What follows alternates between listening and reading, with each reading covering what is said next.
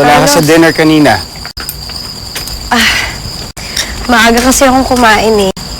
Tsaka di naman ako kailangan dun, out of place lang ako. O bakit? Mag-isa ka dito. Alam ko na. Naghihintay ka siguro ng shooting star, ano? At ano bang gusto mong wish? Hindi ako naniniwala sa ganun. Ay, nako. Ay nga pala, Carlos, congrats ha. Salamat. O ikaw, naunahan ka na ni Karen. Ay, nako.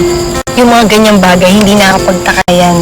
Eh, sa lahat naman ng bagay, talo talaga ako dun eh. Alam mo, maswerte sa'yo si Karen. Kasi alam ko maaalagaan mo siya eh. Swerte din ako sa kanya. O ikaw, kailan ka mag-aasawa? Ay, nabitan ko na nga pala kay Karen na nakikipag-date ka na daw. Hindi na tuloy yun. Wala yun. Bakit? Wala lang eh. Ayoko naman talaga eh. Tinamad ako. Tsaka alam mo, wala naman patutunguhan yun eh.